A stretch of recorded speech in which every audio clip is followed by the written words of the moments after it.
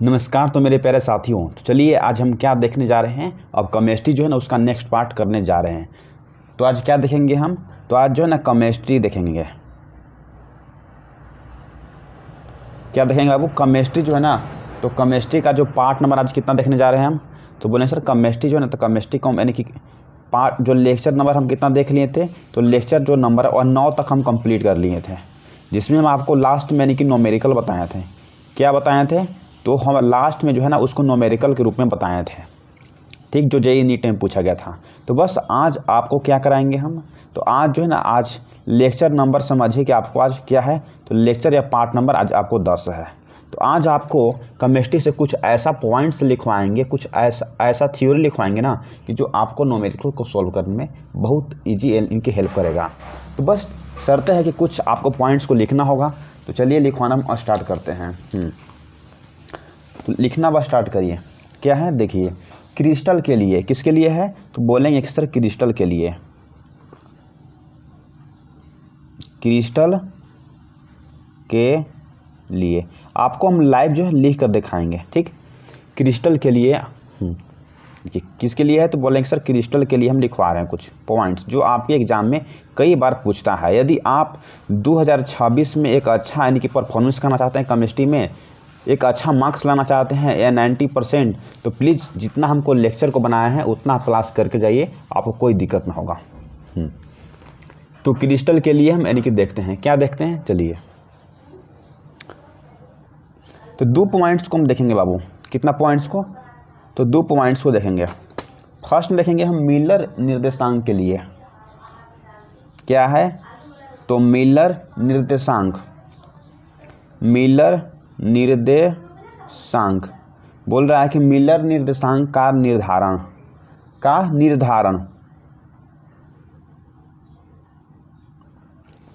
Miller जो निर्देशांक है ना, तो उसका हम इसमें निर्धारण करेंगे, ठीक। इसको हम इंग्लिश में क्या लिखते हैं, तो मिलर कोऑर्डिनेट लिखते हैं, मिलर इंडिकेट्स।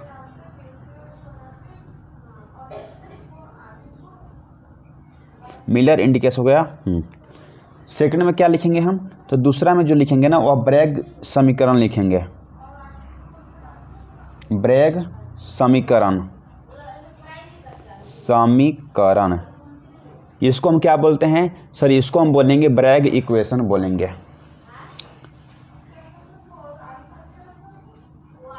ब्रैग्स इक्वेशन, इसको हम ब्रैग इक्वेशन बोलते हैं, ठीक। चलिए तो फर्स्ट नंबर हम लिखना बस स्टार्ट करते हैं, डैश दे के लिखना बस स्टार्ट करिए, ठीक।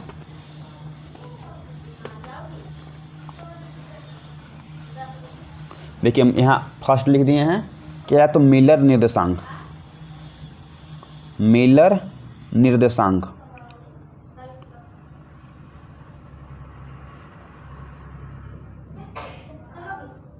लो करा होगा फ्रेश।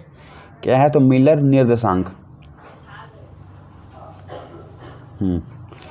तो चलिए मिलर निर्देशांक लिख दिए ना, तो अभी हम डैश दे के अब लिखना अब स्टार्ट करवाते हैं। तो प्लीज़ लिखना आप जो है ना लाइव लिखिए आराम से। क्या देखिए, मिलर निर्देशांक आखिर होता क्या है उसको पहले समझते हैं, ठीक। तो किसी क्रिस्टल में उपस्थित, लिखिए, किसी भी क्रिस्टल में उपस्थित, किसी भी, क्या है, क्रिस्टल में, किसी भी क्रिस्टल में उपस्थित,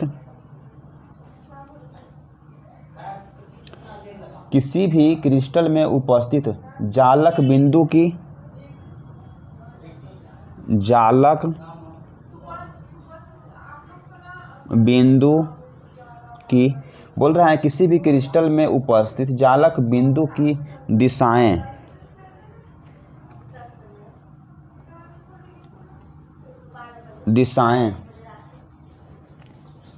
एवं क्रिस्टल तल के, बोल रहा है क्रिस्टल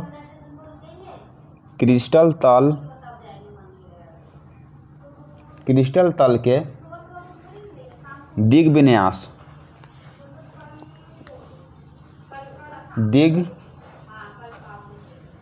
विन्यास बोल रहा है क्रिस्टल तल के दिग विन्यास को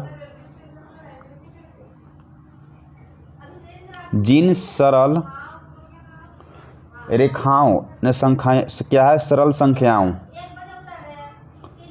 संख्याओं के द्वारा दिखाया जाता है,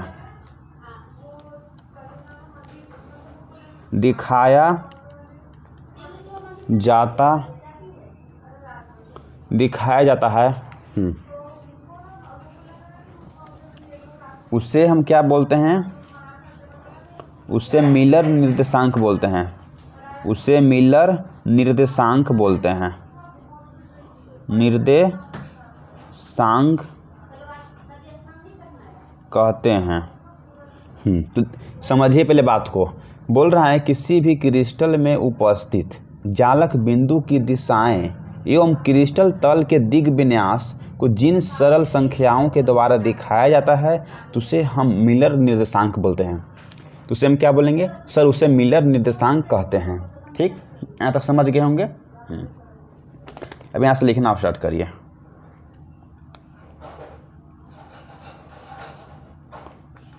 मिलर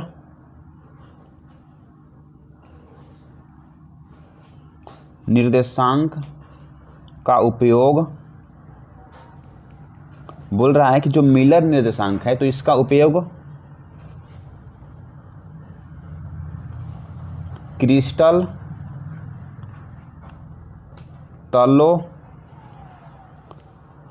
तलों को बीच की दूरी निकालने के लिए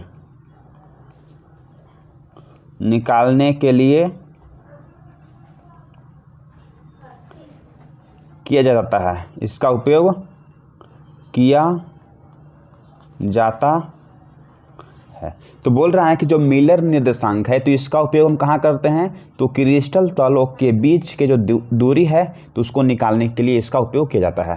हम तक समझ गए होंगे। हाँ, तो इसमें क्या आता है, इसमें भी आपको डैश देके हम लिखवाते हैं। ठीक, मिलर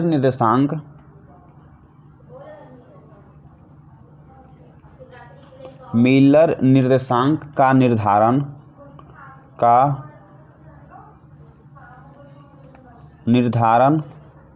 दो तरीकों से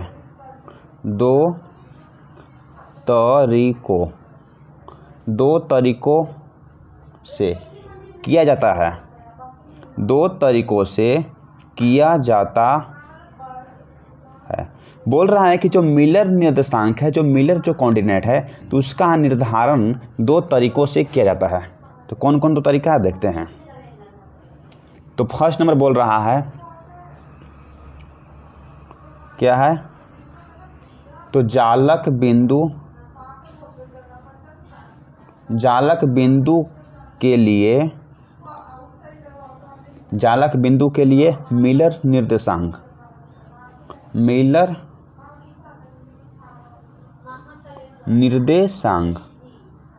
बोल रहा है कि जालक बिंदु के लिए मिलर निर्देशांक। ठीक,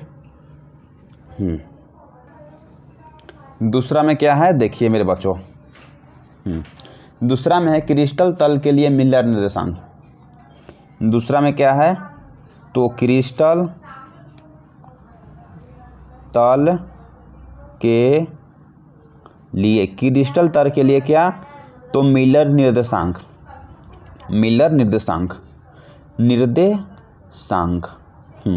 तो चलिए सर, जो मिलर क्या है, तो मिलर निर्देशांक का निर्धारण दो तरीकों से किया जाता है। तो फर्स्ट में क्या है सर, तो जालक बिंदु के लिए मिलर निर्देशांक।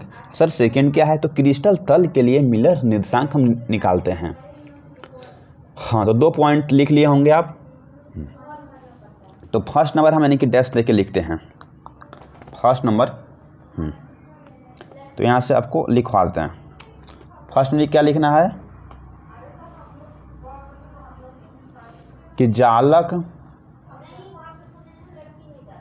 जालक बिंदु के लिए जालक बिंदु के लिए मिलर निर्देशांक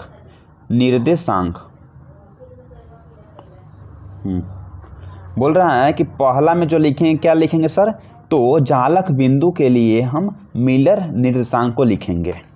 तो चलिए इसमें डैश देके अब लिखना अब स्टार्ट करिए। ठीक, इसमें बाबू लिखवाते हैं। देखिए इसमें जो ना, हाँ ए बी सी करके लिखवाते हैं, तो हम ए में लिखवाते हैं। ठीक, क्या है, तो सबसे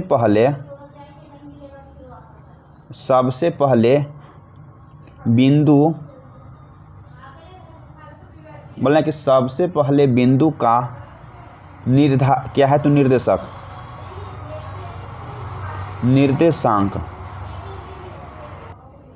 सबसे जो पहले बिंदु का हम निर्देशांक निकालेंगे। किसका निकालेंगे सर, सबसे पहले जो बिंदु का निर्देशांक निकालते हैं, जिसको हम बोलते हैं कोऑर्डिनेट।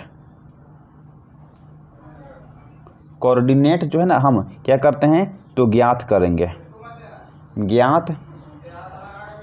करते हैं। बोल रहा है कि सबसे पहले जो बिंदु है तो उसका हम यानी कि निर्देशांक ज्ञात करेंगे। इसका मतलब है सर कोऑर्डिनेट जो है ना उसको हम निकालेंगे। ठीक, इसके बाद देखिए बी में क्या है, तो बी में अब हम डैश देके लिखते हैं। लिखिए इसके बाद उस बिंदु बोल रहा है कि इसके बाद उस बिंदु का एकांक सदिश निकालेंगे हम। क्या निकालेंगे हम, तो एकांक सदिश निकालेंगे। एकांक सदिश जिसको हम शॉर्ट क्या इंग्लिश में बोलते हैं, तो यूनिट वेक्टर बोलते हैं। यूनिट वेक्टर यानी कि निकालते हैं, निकालते हैं। बोल रहा है ना कि बी पॉइंट में इसके बाद उस जो बिंदु है तो उस बिंदु का क्या निकालेंगे, तो एकांक सदिश निकालेंगे। इसका मतलब क्या सर, यूनिट वेक्टर को हम निकालते हैं। ठीक, सी नंबर पॉइंट, इसको अब यहाँ से हम लिखवाना स्टार्ट करते हैं। ठीक, तो सी में क्या है बाबू, देखिए इस एकांक जो सदिश, जितना पॉइंट लिखवाने सब पॉइंट को लिखिए। इस एकांक क्या है, तो इस एकांक सदिश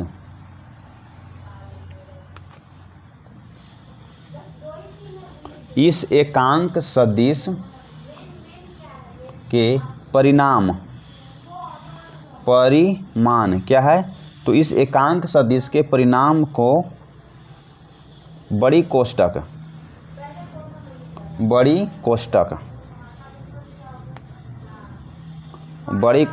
इस तरह से लिखेंगे हम। ठीक, तो बड़ी कोष्ठक में लिखते हैं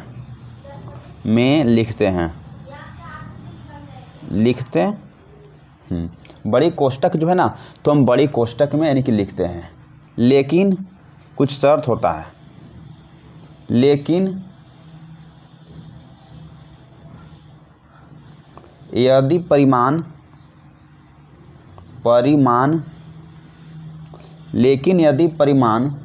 ऋणात्मक का मतलब है क्या, तो यानी कि निगेटिव होता है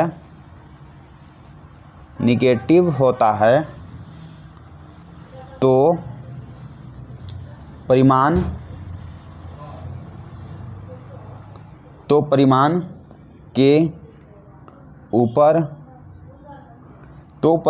के ऊपर क्या करते हैं हम, इस तरह से रेकरिंग, जिसको हम क्या बोलते हैं, तो बार बोलते हैं। बार लगाते हैं।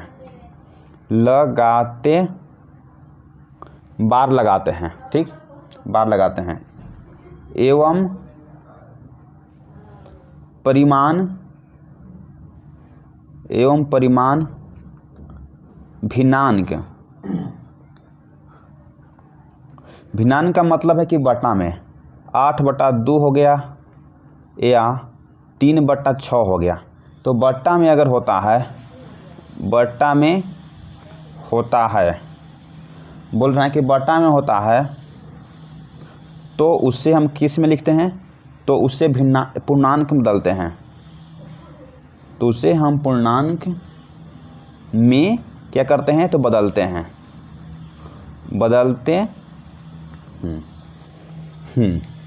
बदलते हैं, जो बहुत ज़रूरी होता है, जो पूर्णांक में बदलना बहुत ही क्या है, तो आवश्यक है, आवश्यक है। तो इतना पॉइंट को भी आप लिख लीजिए। सी में क्या है, तो इस एकांक सदिश के परिमाण के क्या करेंगे, तो बड़ी कोष्टक में हम लिखते हैं। लेकिन यदि परिमाण अगर ऋणात्मक हो जाता है, यानी कि माइनस में हो जाता है, तो परिमाण के जो ऊपर क्या करते हैं, तो रेकरिंग यानी कि बार लगा देते हैं। एवं परिमाण भिन्नांक, इसका मतलब है क्या, तो 8/2 में होगा या 3/6 में होता है, तो उसे हम पूर्णांक में बदलते हैं। पूर्णांक में इनके पूरा अंक बदलते हैं। जो पूर्णांक में बदलना हमें बहुत ही यानी कि आवश्यक है, क्या है सर, बहुत ही ज़रूरी है। यहाँ तक तो हो गया होगा।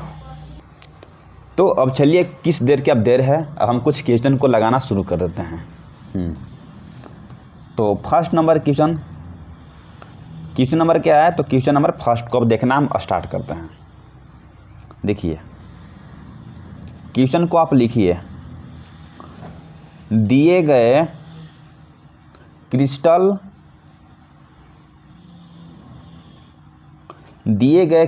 तंत्र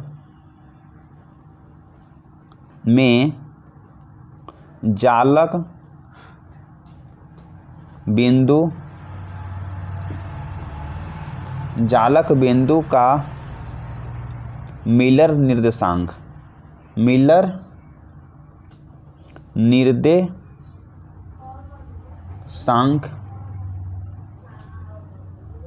बताएं।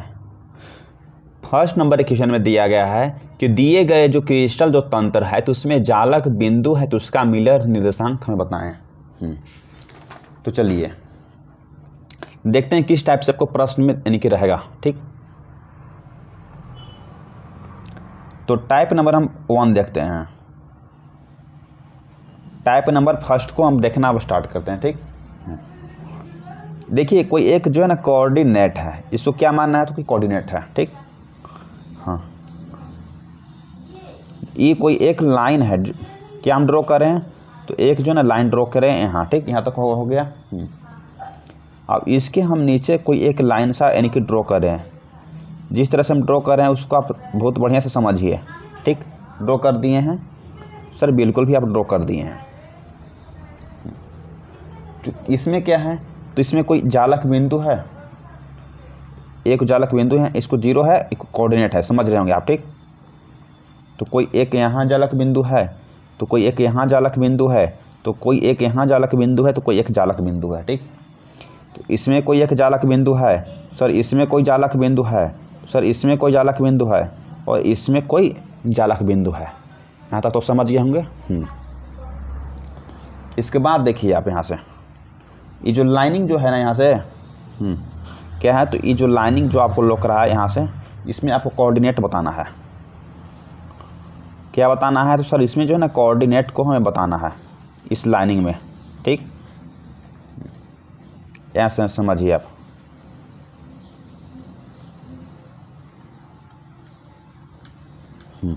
लाइनिंग है, तो इसमें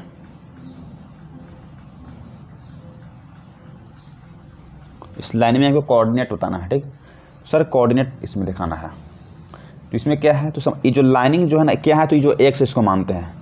ये जो कोऑर्डिनेट है किस में है सर, ये एक्स में है। ये किस में है सर, इस जो है ना ये वाई में है। किस में है, तो सर ये जो है ना वाई में है। ठीक, तो यहाँ कोऑर्डिनेट 0 है। तो इसमें जो है ना आपको 2 यूनिट दिया गया है, 2 यूनिट दिया गया है। इसमें कितना दिया गया है, तो सर इसमें 3 यूनिट दिया गया है, 3 यूनिट दिया गया है। तो सर इसका जो वैल्यू जो होगा, तो क्या हो जाएगा सर, इसका वैल्यू जो है ना पॉजिटिव होगा। क्यों, क्योंकि एक्स की तरफ है, जो एक्स की इस तरफ वैल्यू माइनस में होता है, और जो वाई जो है ना, तो वाई को जो इस तरफ जो वैल्यू किस में होता है सर, निगेटिव में होता है। क्यों, तो इस तरफ निगेटिव में होता है, और ऊपर जो है ना वैल्यू क्या पॉजिटिव में होता है। समझिए कि क्या है, तो एक प्रकार के क्रिस्टल तंत्र है। ये जो क्या है, इसको हम बनाए हैं, तो एक प्रकार क्रिस्टल तंत्र है, जिसको इस तरह से तो हम लोग देखते ना हैं। तो हाँ, इसमें क्या है, तो सब इसमें जो है ना जालक बिंदु होते हैं, तो बस वही क्या है, सब जालक बिंदु इसमें भी है। तो चलिए इसको क्या निकालना है, तो दिए गए जो क्रिस्टल जो तंत्र है तो उसमें जालक बिंदु का निर्देशांक बताएं, तो क्या है, तो हाँ, तो इसको हम यहाँ से सोल्व करना स्टार्ट करते हैं। देखिए फर्स्ट में तुम कोऑर्डिनेट देखना है कि जो x है तो x में कितना यूनिट है, सर 2 यूनिट है। सर y जो है तो y में कितना यूनिट है, सर 2 यूनिट है। तो हमें क्या नियम क्या कहता है, तो जो नियम बोलता है जालक बिंदु को निकालना है, तो जालक बिंदु के निकालने के लिए सबसे पहले जो है ना बिंदु का हमें निर्देशांक देखेंगे, कोऑर्डिनेट ज्ञात करेंगे। तो चलिए हम कोऑर्डिनेट को ज्ञात करते हैं। तो कोऑर्डिनेट कितना है, तुमको तो 2 दिया गया है, किस में, तो x में दिया गया है, और y किस में दिया गया है, y में, तो y में हमको 3 दिया गया है, तो y में 3। तो हम सबसे पहले कोऑर्डिनेट को निकाल लिए, स्टेप नंबर 1 लगाकर क्या है, तो HTEP। स्टेप नंबर हम किस लगाएं, तो स्टेप नंबर हम फर्स्ट वो लगाएं, तो हमको रूल निकल गया, ठीक। और जब स्टेप नंबर सेकंड क्या कहता है उसको देखिए। स्टेप नंबर सेकंड अब बोलता है कि इसके बाद उस बिंदु का एकांक सदिश यानी कि यूनिट वेक्टर को बताइए। उसके बाद जो है ना यूनिट वेक्टर निकालिए, उसको जो है ना क्या है, तो एकांक सदिश को लिखिए। तो दूसरा में हम लिखते हैं क्या, तो ये तो पहला को हम देख लिए थे, और दूसरा नंबर जो है ना उसको हम एकांक सदिश लिखते हैं। एकांक सदिश का मतलब है कि उसका मान होना चाहिए और उसका दिशा यानी कि मैग्नीट्यूड होना चाहिए और उसका डायरेक्शन होना चाहिए। तो r इक्वल टू कितना है, तो बोलेंगे कि हाँ सर 2 है, 2 है ना। ये जो 2 कहाँ है, सर 2 जो ना x में है, तो 2 जो x में है तो 2 हो गया। और जो x में जो होता है तो उसको हम किस दिखाते हैं, उसको सर हम कैश, हाँ उसको हम आई कैप से दिखाते हैं। किस दिखाते हैं, जो सर x में जो वैल्यू होता है तो उसको हम आई कैप से दिखाते हैं। जो x क्या है सर प्लस में है, और जो सर 3 जो क्या है, तो 3 जो है ना माइनस में है, तो माइनस में 3 लिख दिए। और जो अगर y में जो वैल्यू होता है तो उसको क्या से दिखाते हैं, तो सर उसको हम जे कैप से दिखाते हैं। उसको जो वैल्यू है ना उसको हम जे कैप से दिखाते हैं, तो जे कैप से दिखा दिए। स्टेप नंबर अब तीसरा क्या कहता है उसको देखिए। स्टेप जो नंबर अब तीसरा को देखिए, तो तीसरा जो स्टेप यहाँ है सी में, इस एकांक सदिश के जो परिमाण है तो उसको बड़े कोष्टक में लिखते हैं। लेकिन यदि परिमाण ऋणात्मक हो जाता है तो इसके ऊपर हम रेकरिंग लगा देते हैं, जिसको हम बार लगा देते हैं। एवं परिमाण भिन्नांक यानी कि बट्टा में होता है तो उसको हम पूर्णांक में बदलते हैं। जो पूर्णांक में बदलना बहुत ही हमें ज़रूरी होता है, ठीक। तो चलिए क्या बट्टा में है, तो सर बट्टा में नहीं है। तो अगर बट्टा में ना है तो सबसे पहले उसमें हम यानी क्या करेंगे, तो बड़ी कोष्टक लगाएंगे। तो 2 हो गया, और क्या है सर 3 हो गया। वैल्यू किस में है, तो सर 2 जो है ना प्लस में है, तो इसके ऊपर कोई बार नहीं लगाएंगे। आई जो क्या है सर, ये जो माइनस में है, सर जो माइनस में है तो उसके ऊपर तो बार यानी कि जो रेकलिंग लगाएंगे हम, तो बिल्कुल भी सही। इसको बंद करना है सर, इसको है ना कोष्टक है, बड़ी कोष्टक में इसको बंद करना है।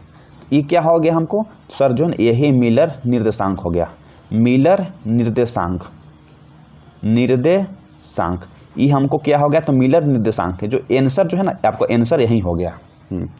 इस तरह से आप जो है ना बना सकते हैं। इससे रिलेटेड जो क्वेश्चन होगा ना तो उसको आप निकाल सकते हैं, इसमें कोई आपको दिक्कत नहीं होगा इस टाइप से। हाँ चलिए हम इससे रिलेटेड 3 से 4 क्वेश्चन को देख लेते हैं। तो देखिए क्वेश्चन नंबर हम ए में लेते हैं। क्या है, 2 हो गया, 3 हो गया, और जो है क्या है 4। इसको आप निकाल के बताइए मिलर निर्देशांक। इसके बाद जो है ना एक क्वेश्चन को आओ देते हैं। क्या है, तो 1 हो गया, फिर 1/, क्या है तो 2 हो गया, फिर -3 है। इसको भी आप मिलर निर्देशांक निकालिए। इसके बाद इसको निकालिए, 1/2 हो गया, 1/3 है, 1/4, इसको माइनस में, तो इसको भी निकालिए। 1/2 हो गया, 1/3 है, फिर -1/4 है।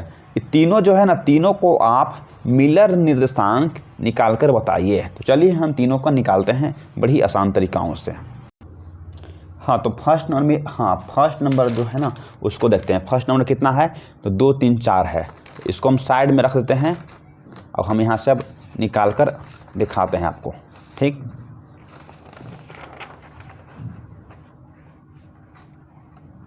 देखिए क्या है, फर्स्ट में है सर, फर्स्ट में जो है ना कितना है, तो 2 है, 3 है, और क्या है तो 4 है। इसको आप निकाल कर क्या बताइए, तो मिलर निर्देशांक बताइए। सबसे पहले तो हम उसी तरह से यानी कि ड्रॉ करेंगे, लाइन को ड्रॉ करेंगे, ठीक है, आप लोग समझ रहे होंगे।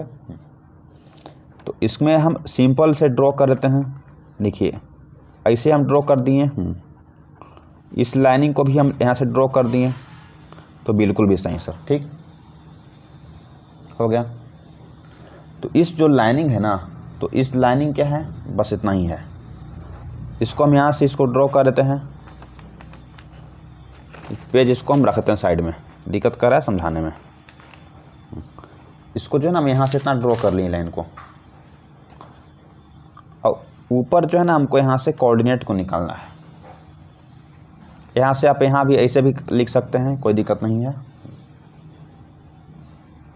एक कोऑर्डिनेट जो है ना आपको यहाँ से निकालना है। फिगर को देखिए पहले जिस तरह से, ठीक।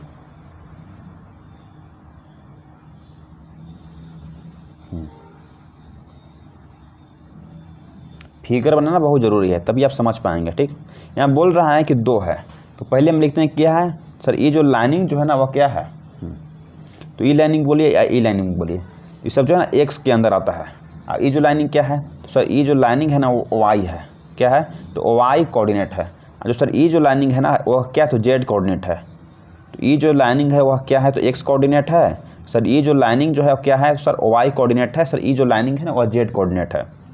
तो बीच में क्या है, तो 0 हो गया, 0 हो गया और ये 0, तो बीच में कोऑर्डिनेट क्या रहता है, वो तो 0 0 होता है, ठीक। तो हमको ए में तो कितना दिया गया है, 2 दिया गया है। 2 किस में है, तो 2 एक्स का वैल्यू है, यहाँ पे लिख लीजिए आप। ये जो वैल्यू जो होता है किसका होता है, ए जो वैल्यू किसका होता है और ई वैल्यू किसका होता है। तो जो 2 जो वैल्यू है ना वह एक्स का वैल्यू है, 3 जो वैल्यू है वाई का वैल्यू है, 4 जो वैल्यू है वह जेड का वैल्यू है। तो बिल्कुल भी सही सर, यहाँ देखिए आप। तो 2 जो है ना हम एक्स में लिखेंगे, किसको लिखेंगे, तो 2 यूनिट लिखेंगे। जो एक्स जो है ना तो उसमें कितना लिखेंगे हम, सर एक्स में हम यहाँ 2 यूनिट लिखेंगे, 2 यूनिट लिखें एक्स में। ऊपर भी 2 यूनिट है और नीचे भी 2 यूनिट है, किस लाइन में, तो एक्स लाइन में है, बिल्कुल भी सही सर। अब जो 3 किस में है, तो 3 जो है ना वाई में है, तो वाई जो है ना वह प्लस में है, और एक्स जो कहाँ 2 था, 2 प्लस में था तो प्लस में लिख दिए।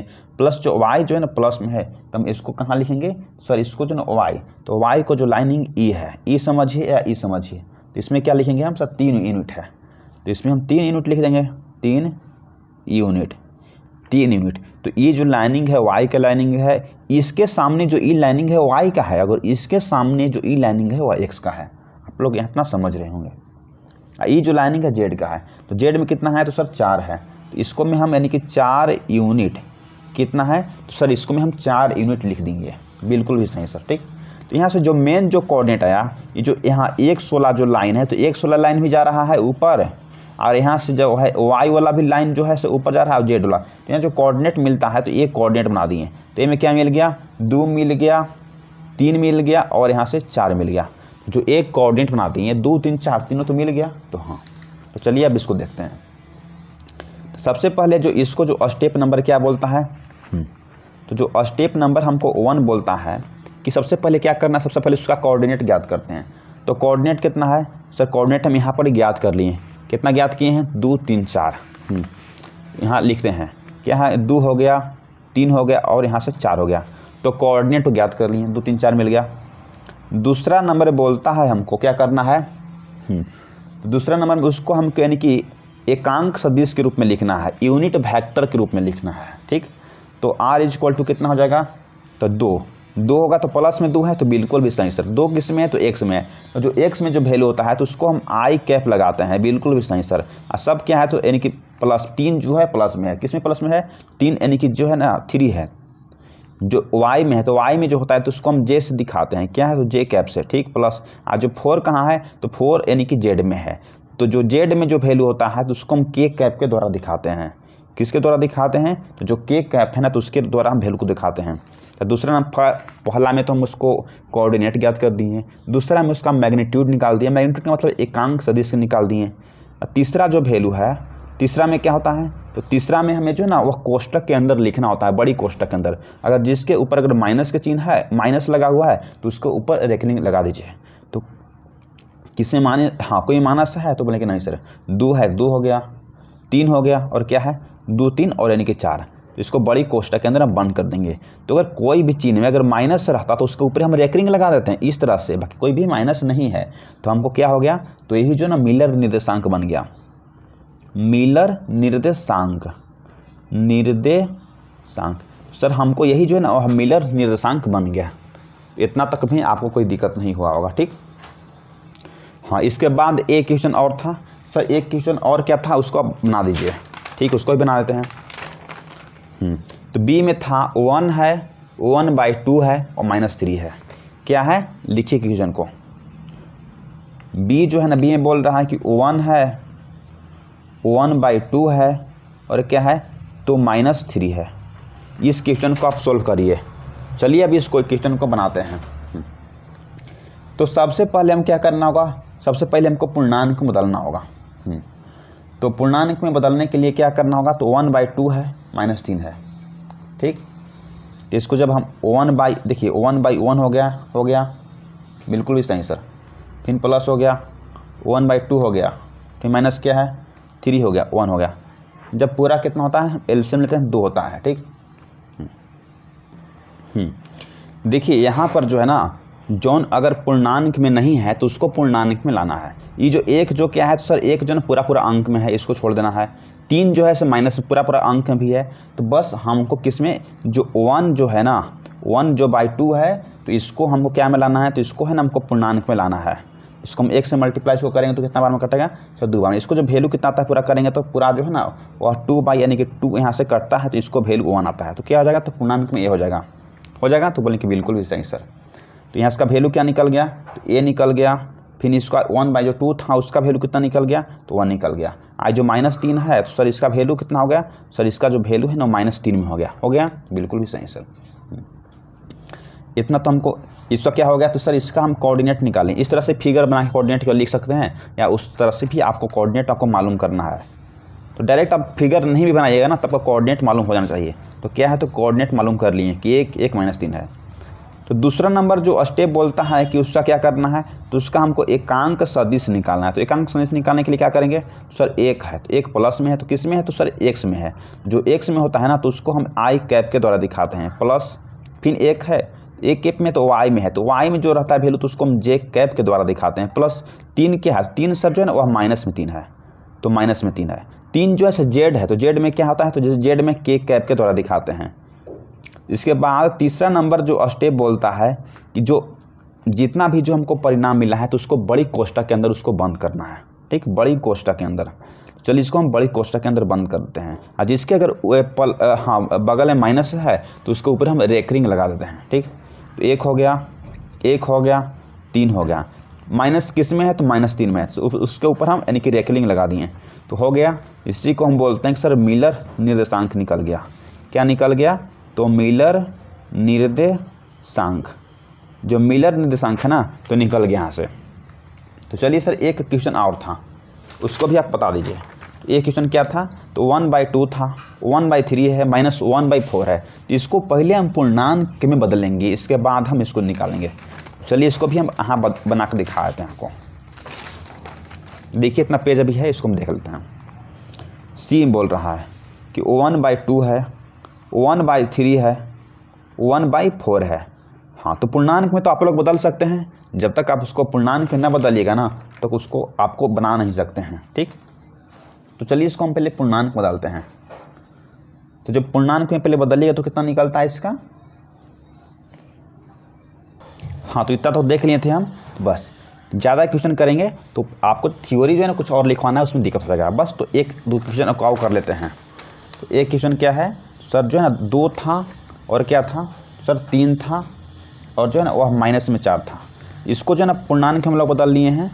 तो पूर्णांक में बदलने के लिए तो सबसे पहले फर्स्ट नंबर स्टेप बोलता है कि इसको जो है ना आपको पूरा अंक में लिखिए। यानी कि जो देखिए आपको यहाँ समझा देते हैं क्या था। तो फर्स्ट नंबर बोल रहा है ना कि सबसे पहले बिंदु का निर्देशांक यानी कि कोऑर्डिनेट ज्ञात करिए। तो कोऑर्डिनेट ज्ञात कर लिए हैं, क्या हो गया है सर 2 हो गया है, 3 हो गया और -4 हो गया। ठीक, इसके बाद दूसरा बोलता है कि क्या निकालना है, तो यूनिट वेक्टर निकालना है। तो यूनिट वेक्टर निकालने के लिए 2 हो गया। 2 क्या है तो सर x में है, तो जो x में जो वैल्यू होता है तो उसके जो ना i कैप निकालते हैं। बिल्कुल भी सही सर। अब फिर जो प्लस है, प्लस में 3 है ना, तो हाँ 3 किस में है, तो y में है। जो y में जो वैल्यू होता है ना उसको j कैप के द्वारा दिखाते हैं। आज जो माइनस में कितना 4 है, आज जो माइनस में जो 4 है तो सर किस में है, तो जेड कैप में है, जो जेड कैप में है तो उसको केस दिखाते हैं, बिल्कुल भी सही सर। तीसरा नंबर बोल रहा है क्या है, तो उसका जो हम यूनिट फैक्टर निकालना है, तो यूनिट फैक्टर निकाल दें। तीसरा जो है ना बड़ी कोष्टक के अंदर हमको बंद करना है, 2 हो गया, 3 हो गया, 4 हो गया, जिसके अगर ऊपर अगर माइनस है तो उसके ऊपर रेकरिंग लगा दीजिए। ये आपका क्या बन गया सर, ये जो है ना आपका मिलर यानी कि निर्देशांक का आंसर निकल गया। इस तरह से आप इस टाइप से जो अगर होगा ना, तो बस आपको क्या शर्त करना है, तो पूर्णांक में क्या है, तो फर्स्ट नंबर आपको जो है ना पूर्णांक जो है ना पूर्णांक में बदलना है। अगर बटा में है तो पूर्णांक में उसको बदल दीजिए। और दूसरा नंबर जो स्टेप बोलता है कि उसका यानी कि क्या करना है, तो निर्देशांक लिखिए, निर्देशांक जिसको कोऑर्डिनेट जो है ना ज्ञात कीजिए। तीसरा में क्या बोलता है कि तीसरा नंबर जो स्टेप बोलता है ना कि इसको क्या करना होगा आपको, तो यानी कि यूनिट वेक्टर निकालना होगा, यूनिट वेक्टर को निकालना होगा। चौथा नंबर स्टेप क्या बोलता है कि जो अगर बड़ी कोष्टक के अंदर बंद करना, जो अगर माइनस है तो उसके ऊपर यानी कि रेकरिंग लगा देना है। जैसे में 4 माइनस है तो इसके ऊपर क्या करना है, तो रेकरिंग लगा देना है। तो बस इतना हो गया। तो इसके बाद हम नेक्स्ट क्लास में मिलेंगे। तो बस इतना ही। तो यदि आप हमारे चैनल क्या है द यूनिवर्स विजन क्लासेस पे यदि न्यू है, पहली बार क्लास को कर रहे हैं, तो प्लीज़ चैनल को एक सब्सक्राइब जरूर करिए। क्योंकि आपका एक सब्सक्राइब हमें बहुत मोटिवेट करता है इस तरह कंटेंट को बनाने में। तो thanks for watching this video. जय हिंद मेरे दोस्त।